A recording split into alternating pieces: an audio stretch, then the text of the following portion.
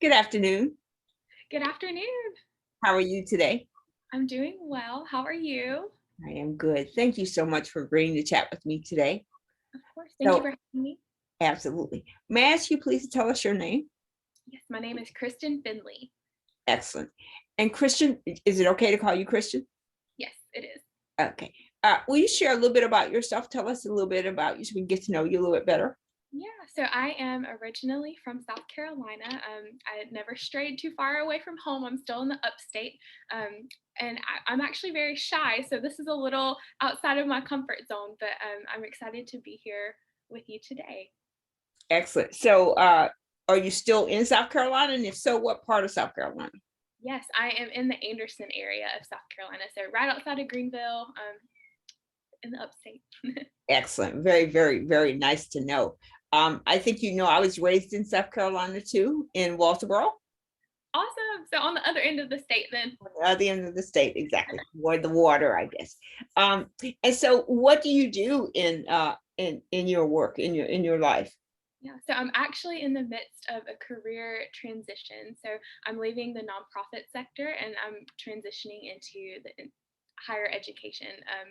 And honestly, that's been a bit of a challenge for me. I was the vice president of operations at a nonprofit in Anderson, and I'm going from that to being an admissions counselor. But I was so burnt out in my job. I had been there for close to 5 years, and with that increasing level of responsibility, I just found that my cup was empty, and I was trying to pour it into other people, and it just wasn't there. So I gave myself permission to step back and step into a role that was going to allow me to create an environment where I could recover. Because something that I was surprised to learn is that it can take up to 5 years to recover fully from burnout.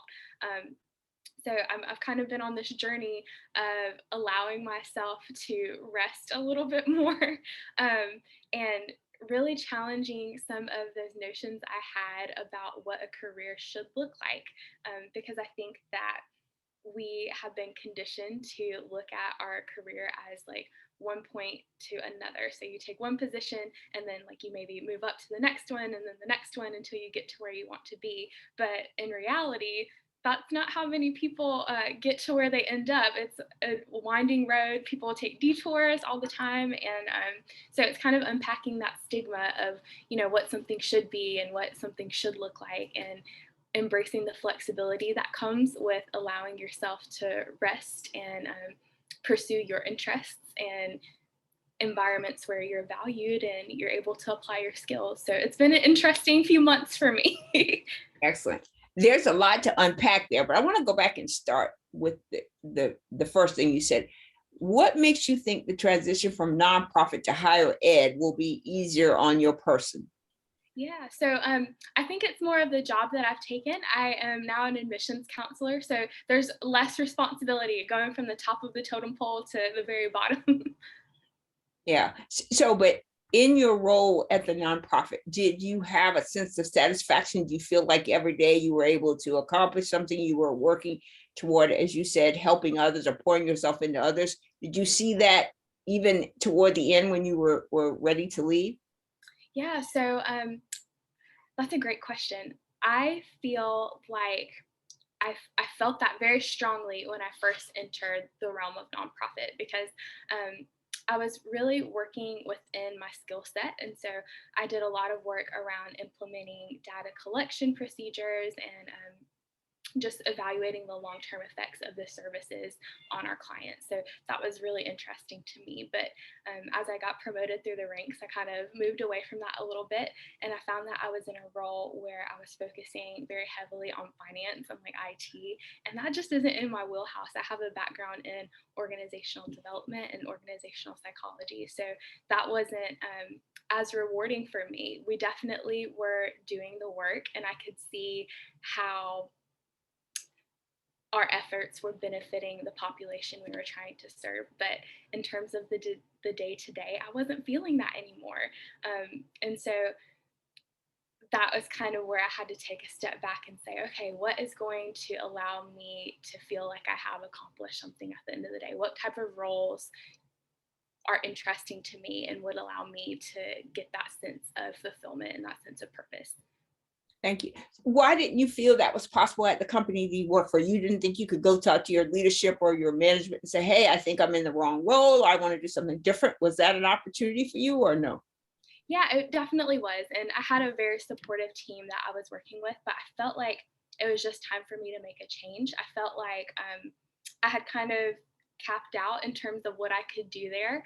And so it was time to find another place where I could add some value. Excellent. So let me ask you this. Why didn't you go for a role in higher ed similar to the role you had there? And I don't mean the challenges of the role, but more like the, equal pay on the same level where you were making a contribution at a higher level. Why did you decide to go back and start anew, almost on the ground floor to work yourself up? Yeah, so that's a great question.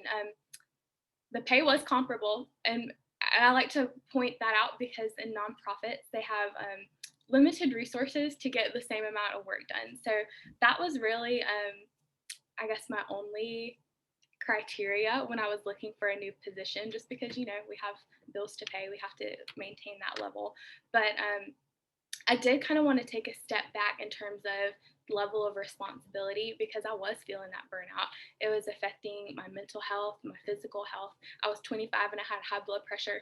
And my doctor said that was directly related to the stress that I was experiencing. And so I really wanted to be in an environment where I could focus on myself and my healing because I knew that it would take some time. Excellent. It's very, very good. Okay, so now you decide to go out and look for a job. Yeah. Why higher ed? How did this come into your view? Yeah, so of course, I was applying to everything that I found interesting, right? But I also had a friend who worked at the university I'm now in, and she absolutely loved the experience. And she has a story that's very similar to mine. She was burnt out, she was looking for something different, and she was kind of able to find that there.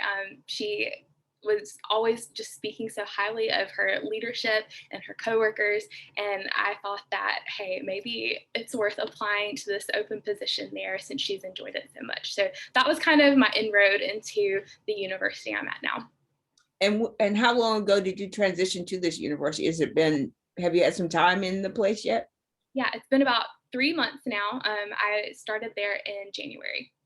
And what's your assessment comparing the two places? So I understand the stress of a nonprofit and how they have to do everything they can to make money, but what are you experiencing? Are you seeing dramatic differences between a nonprofit and a higher ed is nonprofit for the most part too? There's private, not profit, nonprofit, but for the most part it's under the same vein as a nonprofit. Are you seeing a different trajectory for the overall outcomes and goals of the institution compared to where you were? Yeah, I think it's really interesting because it is a larger university, so they do have more resources at their disposal, but they're also working with different demographics. And so that's really been interesting to see too, how they create the programming that's tailored towards these incoming students. And the nonprofit I was working in, they actually had a program that was tailored towards mothers who were going back to college. So kind of it gave me some insight on the other end of things. So it's been really interesting. Excellent. And so now that you're there and you successfully transition, you feel good about working in the space, I assume, yes, and you feel, good about you. In other words, you don't feel stressed anymore. You're able to enjoy more of your life. You say if you were talking to other women or other people who were in the same place that, just jump ship, don't worry, or would you have a different approach to moving from one organization to the next? Yeah, I don't know if I would advise for anyone to just jump ship. I was able to do that, but I think that for most people, it takes a little bit of planning on the front end. And I would really encourage people to list their values, what matters to you, and how can you have those needs met in the workplace? Because there's a variety of ways that you can find fulfillment and you can find peace. And so I think being really honest about what you need in order to get that feeling is one way to approach it. And I also think that, as you mentioned earlier, it's worth having a conversation with the people in your existing organization if you are feeling burnt out.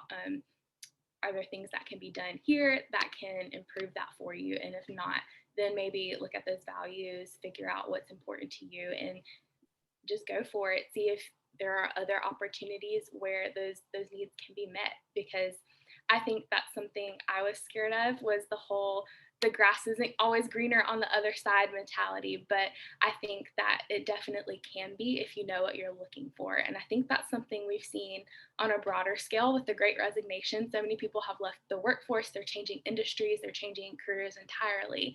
And I think people are finally starting to get the courage to pursue different alternatives. And again, just really being true to who they are and what they need. Excellent. So one of the things that you said that you did is you had a friend that worked at this university, and you had the opportunity to understand how her experiences were, what she thought. Did that influence your decision to go to that university, or influence your decision in changing jobs? For sure. I think that when you hear from existing employees that it's been a pleasant experience, that draws you more towards an organization. And so I think that is so important from a leadership perspective too, because your people make the organization, and that was definitely true in this instance. If she hadn't spoken so highly of it, or if she had reservations and maybe even regrets, then I don't know if I would have made that leap.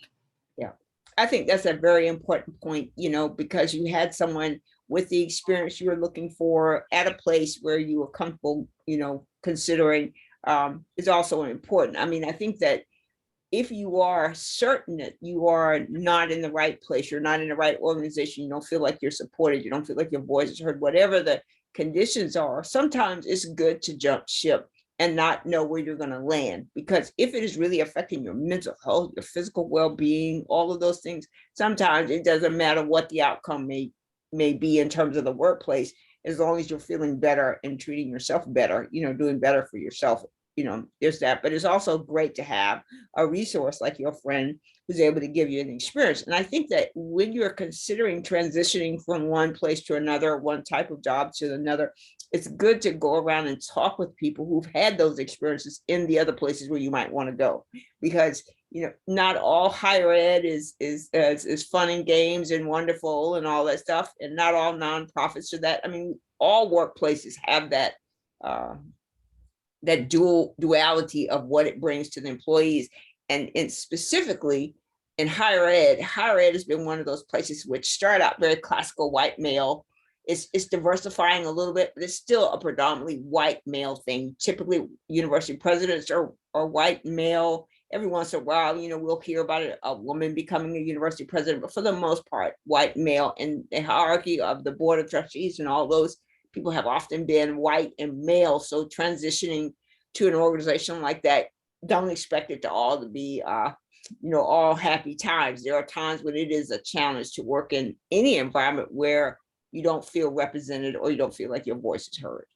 For sure. And I think that's eased my transition a bit too, because I'm on a diversity recruitment team, and my leadership, or at least the leadership directly above me, looks similar to me. And I know that we're working towards these initiatives towards inclusion. And that's important for me personally, of course, as a woman of color, creating opportunity for our next generation. And I think that, again, by pursuing something that matters to me as an individual, and seeing myself represented in my direct supervisor, and knowing that I have this team of people who understand that perspective, and this is something that we have a shared goal and a shared vision, I think that has eased my transition a little bit too.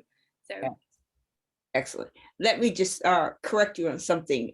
You describe yourself as a woman of color. That just means you're a woman, because white is a color too. So black, the way they label us as people of color, students of color, athletes of color, excludes them. And that's what enforces privilege. So do not subscribe to that of color, because it's just another label, and it assumes that white is not a color or that white is better. That's why you are a person of color or a woman of color. And I often advise people, do not subscribe to that, because that just gives you another label of something else you are. Because as far as I know, every time I look at my little crayon box, there's a white crayon in there. It's not like they've excluded. When I get my colored pencils, there's a white pencil in there. So when people speak about people of color, if you subscribe to it, you give them that privilege that they don't need any more than they already have. So you are a woman, you're a black or brown or red or yellow or white or whatever kind of woman, but not a woman of color unless you're inclusive of everybody, then we're all people of color. Yeah. Everybody. So just I love that that. little thought. So one of the things about what you just described was, having a team that resembles you or represent you. That's a very important thing. But I think we all know that that's not always the case. More times than not, you go into a workplace and that it's almost like dating, right? So your boss and your job, right? So the two things that are here, and you're stepping into those kind of things, right? And so does your boss's values and ideas align with yours such that it doesn't increase your stress or make working there more challenging? And if you're in a place where you have a supervisor or an administrator who doesn't look like you, how do you deal with challenges and issues that arise just from the daily grind of work, right? So you think you should do this and your boss thinks you should do the other. How do you come to terms? And is that boss an approachable person that you can say, hey, I don't think you're right about this, or I think we should reconsider this, or something like that, without feeling like you're being scrunched down or pushed down in that conversation? Yeah, that's a great point. When you're interviewing for a position, if at all possible, it's important to value the leadership that you're going to work with for those reasons, because it's so much more than just like, do you look like me? Are we working towards the same objectives? It's, do we work well together? And are you an effective leader? So I've been fortunate enough to have a supervisor who is an outstanding human, an outstanding leader, very supportive, very geared towards individual development. And those are things that I value and I respect. So it's been easy for me, but I recognize that some people may not know to look for that when they're in the job hunting process. And I think that people are so blinded by, oh, I have to get out of what I'm leaving, and anything new is going to be an improvement. And really taking the time to evaluate whether or not you're going to be a good organizational fit is so important on multiple levels. And again, I think that goes back to listing your values, what's important to me, and how can I have these needs met within the context of this new organization. And of course, we're not going to know entirely on the front end, but I think you can get a pretty good feel for people, and especially their leadership style, when you're going through that interview process. I'm gonna want to come back and revisit that, but I want to ask you a question. Was this the only job you applied for? Was this the only job you from there to here that you applied for that you thought was the best fit, or were there other ones that fell in the category you think this might be a good match? Yeah, there were a few other positions that I applied for. Most of them revolved around training and development, but I wasn't sure if it would be a good culture fit. For some of the reasons we've talked about, diversity is important to me, inclusion is important to me, and being in a workspace that supports that is also important to me. And I didn't feel like I could get that from the other offers that I had on the table. Excellent. And the way you discerned that was, how did you know you weren't going to get it from the other places and the one that you did accept? How what gave you the sense that that was the case? Yeah, so it was great because at that point, I felt confident enough identifying those as my values and asking about them through the interview process. What are your organization's stance on certain issues? Do you have a diversity and inclusion policy? What efforts are you making towards those goals? And so, yeah, I wasn't really satisfied with the answers that some of my potential employers provided. So that was how I decided on the job that I'm in now. Yeah, I think that's an important thing to do, is to have your, most of us go into an interview and we're just so excited just to get the interview and possibly get the job that we forget about ourselves in the process, right? So we forget to ask the questions that actually will help us determine whether this is a good fit for us. Sometimes the money is a dissuader, right? So, they offer you so much money, like, oh my God, I got to take this job or something, or something of that effect. I think that it's very important that we think about ourselves in the interview. So don't be afraid to ask your questions. Do not be afraid to ask for the money that you want. Don't be afraid to ask if the things that are on your value list show up in this organization too. And if not, would they be willing to address or remediate those kinds of things in some fashion? A lot of companies aren't aware of how bad their organizational culture is. You know, they've been doing this thing for so long, they've got this one mission and they're just going after that mission, and they don't take time to see what their organization looks like internally to their employees. And in a lot of ways, that's where we have this great resignation happening. Is one, we're not paying people equitably, you know, two, we're not giving people a voice or a seat at the table, we're not inclusive in our actions and our thoughts. You know, we believe in this hierarchy, so this is the CIO, the CEO, the CFO, and all of you just fall in line and do what I say. But what's the point of hiring someone with a brain if you just want somebody to just go execute actions that you come up with? You know, give people the opportunity to share what they've learned and their experiences, which might help shift that organizational culture to where you are really trying to be, to align with your missions and values with your culture. And a lot of times that's not the case, but I think your point is very, very valid. You know, being able to go in there and assess what you want, ask the questions you want, express the things that are important to you, and see that the company is either going to meet them or they're willing to meet them in a decent time frame. So that's a very important thing. So I want to go back and talk a little bit about, you know, the leaders of the people we work for, you know, our supervisors and managers and whatever.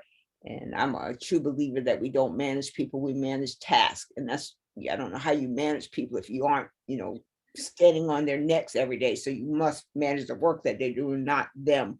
And if you give people those kinds of tools, typically they come out and they shine like a star for you every time. If you try to manage them, in other words, what time are you coming to work? What time do you go to lunch? You know, you have a phone, you know, you can't use your phone while you're at work. All of these kind of constraints, you know, kind of minimize people in a way. So I think that's very important. So what did you look for in a supervisor? What did you look for the person you were working for? You know, male, female, white, black, young, old, you know, a consistent policy of being inclusive and being willing to renegotiate themselves or to look at themselves. How did you come up with that list? And then what did you look for when you applied that list to your jobs you applied for?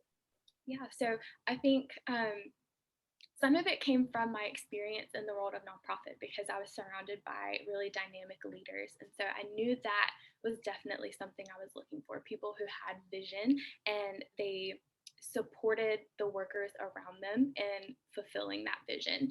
That was something that was important to me. But also a supervisor who was communicative and empathetic and I'm not sure the best way to phrase this, but someone who was knowledgeable in a way that didn't come off like pretentiously, like, you know, someone who you can learn from.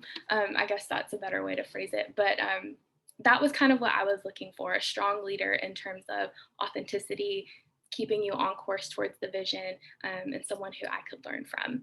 And so I wasn't as caught up on the demographics of it, but it kind of worked out to where my supervisor is an African American man. And so I feel like we were kind of able to connect on that level. Like, he knows the experience of what it is to be Black in the workplace. And that has already come into account in my short time there. And so just having someone who I felt I could go to, of course, about the work related things, but also kind of like the social dynamic things too, has been a game changer for me personally. Excellent, excellent. And so when you were able to meet that criteria, was your decision easy? Was it easy? You didn't have to even think about it. Like when you left that conversation, that interview, did you walk out and say, "Oh yeah, this is the place for me," or did you have to do a little bit more soul searching to find out if you really aligned with this place? Yeah, no, I left my interview feeling amazing. I really felt like I got along well with my now supervisor, as well as the other team members I would be working with. So I kind of walked away with the sense of, I think this is going to be a great fit. I hope they felt the same way.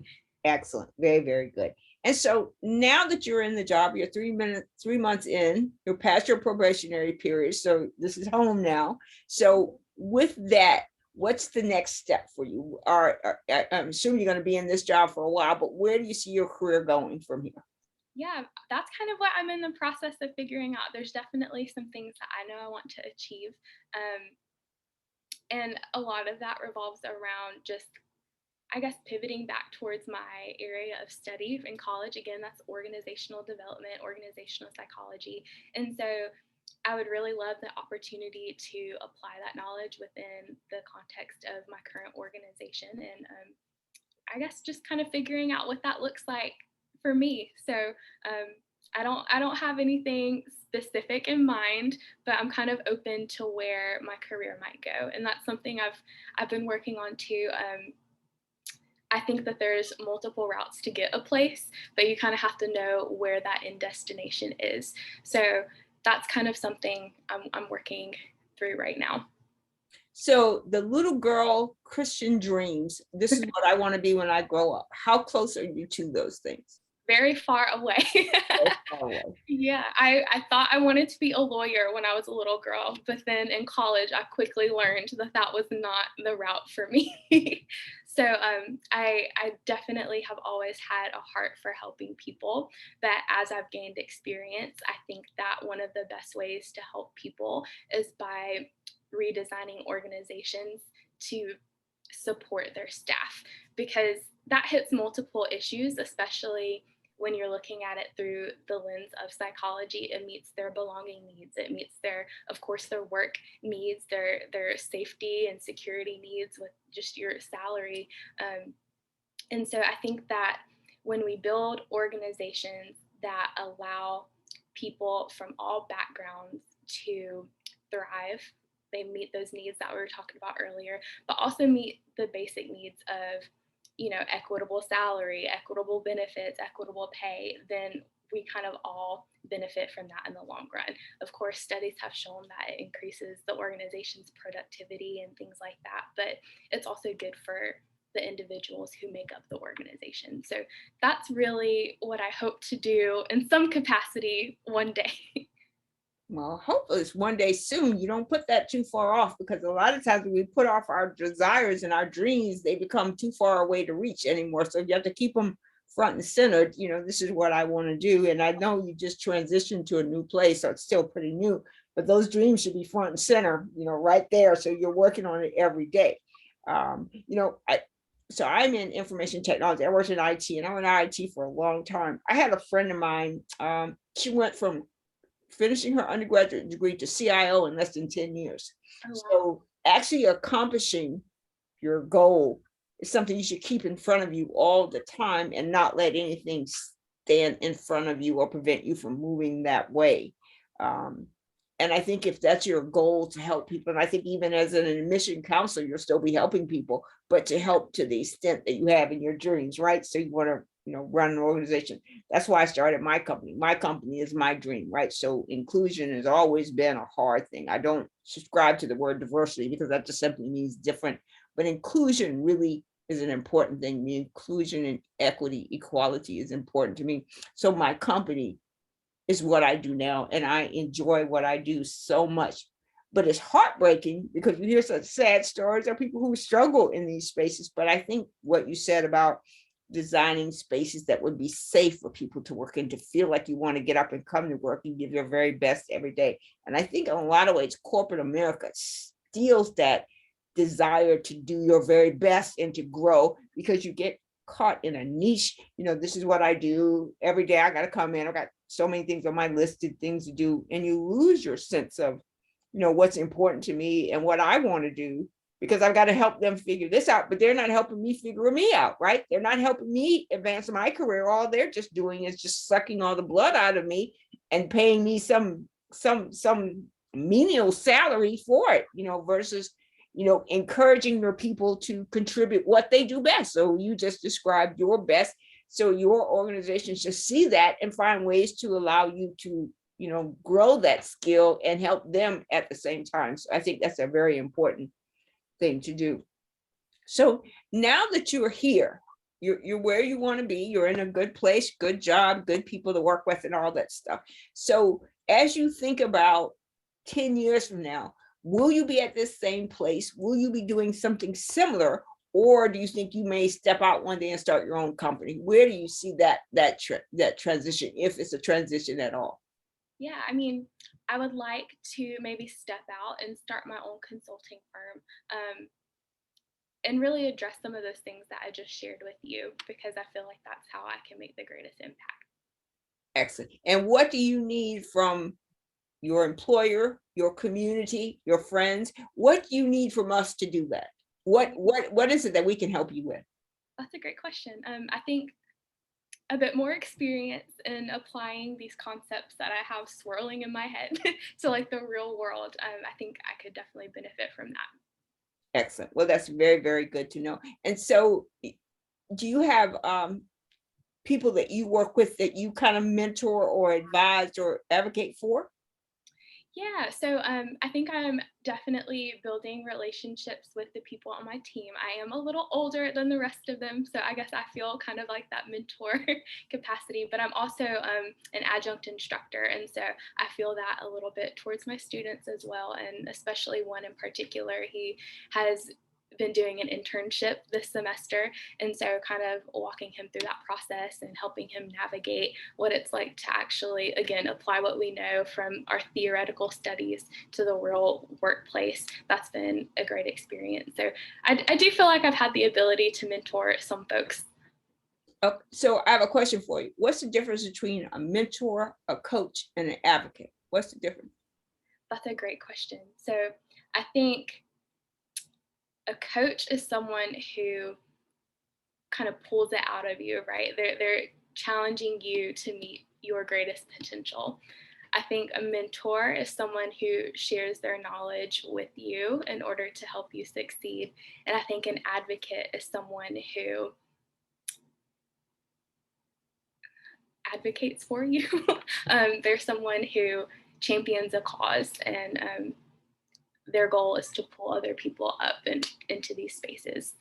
Absolutely. I think all three of your definitions are exactly right. Advocates, person, skin in the game. They're helping you get a job. They're going to give you a recommendation. They're going to help you.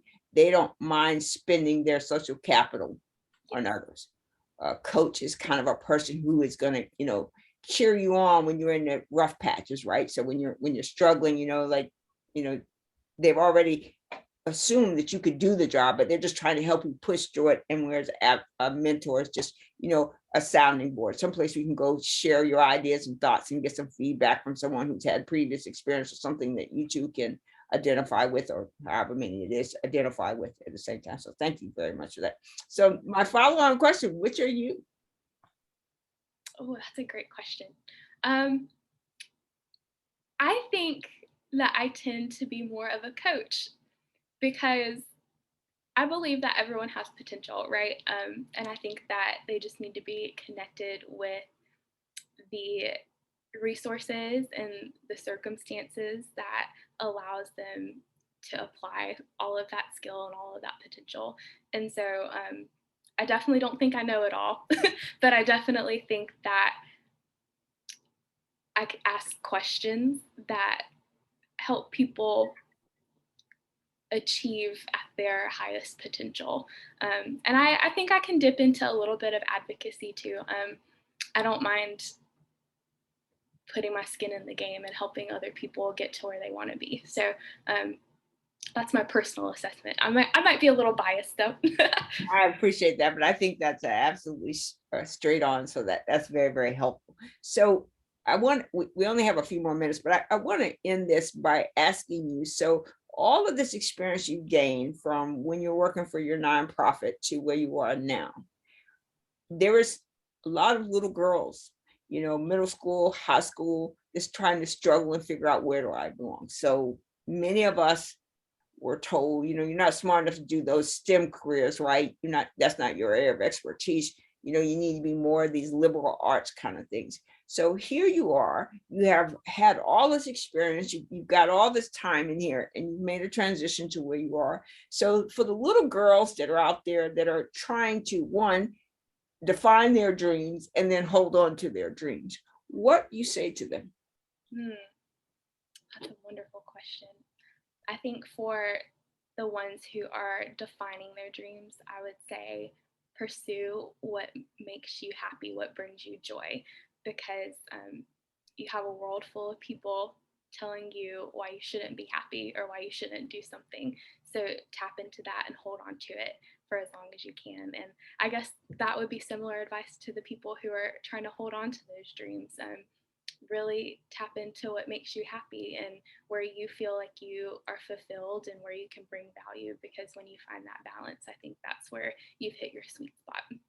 Yeah. So, but would you say also not to be afraid? Do not be afraid of your, so in other words, some of us are afraid of our dreams. Some of us are afraid to act on our dreams. And some of us may recognize once we think we're in our dreams, this is not the right place. So would it be also fair to say, don't be afraid, or be a risk taker or an adventurer, maybe not a really high risk, but a risk taker to be willing to challenge yourself and step into the next role? Absolutely, because we will always have a million reasons not to do something. But if you have that courage within yourself and just that self assurance that it's going to be okay and you're going to make the best out of it, that's how things happen. That's how we get things done. And so be brave, but be the source of your own bravery and be your own source of courage. Absolutely. And failure is absolutely necessary. Failure is required. And we as a society has put such negativity on failure. You could take it to the most fundamental things. You didn't walk until you crawl, and you didn't walk when you went up from crawling. You fell down many times. When you rode your bicycle, you fell off, scraped your knees. Failure is absolutely necessary to be better. And for many of us, we think we've got to be perfect all the way through. No, allow yourself to fail as many times as you need to, because failure are lessons. They help us go to that next level. If you don't have those failures, you have nothing to rely on. So if somebody, you're an adult, and somebody says, hey, come on, let's go for a bike ride. You've never rode a bike. What are you going to do? You get a little bit apprehensive. So you have to have those failures. You must fail in order to succeed. And you must kind of do a self-introspection of those failures. Why did I fail? Why did this go wrong? And be able to appreciate it, not wallow in it, not feel sorry for yourself, but to actually be able to get up. I failed. I'm gonna get up and I'm gonna try it again. And if I fall down, I'm gonna get up and try it again until you master why you're failing, which means you master the next step. Exactly. And you can fail bravely too, right? It takes Absolutely. courage in order to fail. And if you are failing or if you have failed at something, which we all have, that just means that you are brave enough to try something new. Absolutely. And I would add to that, ask for help. So we all find ourselves, don't want to be judged, don't want to be people to make assumptions about who we are when we need help. But I always say, if you don't know, what's the harm in asking? And if that person judges you, that's on that person. It's not on you, because you're trying to grow, you're trying to learn. That's why you ask. Yep. If the person condemns you for asking, I think you just leave that with that person. That was the right person to ask. Go find somebody else to ask. But ask for help. Ask for what you need, and create these communities that support you. So our communities are mentors, coaches, and advocates, but more advocates than coaches and mentors, because you can figure that other stuff out. But if you need somebody who's going to write a letter of recommendation, give you a reference, make a phone call and say, hey, there's this really wonderful person you should hire. This person is really a gem in the making, that kind of thing is something you need to go along with those failures. Because sometimes if you're let go from a job, or if you quit a job or something like that, you don't know what the reference or what the company is going to say about you. And of course, we know all the legal things. They're never going to give, yes, the person worked here, the date they work here, and here somebody say may, but you get that little sense that they mean something else in the tone of their voice when they're giving that reference. So if you build your community from where you are, so from your nonprofit, your community of people that you stay in touch with, they're there, your experiences here, you build your community within this university, and you keep going, building your community of people who will always show up for you when you need them. So when you do have that failure, or you do have that question, they're right there to answer. Absolutely. I couldn't have said it better myself. Thank you.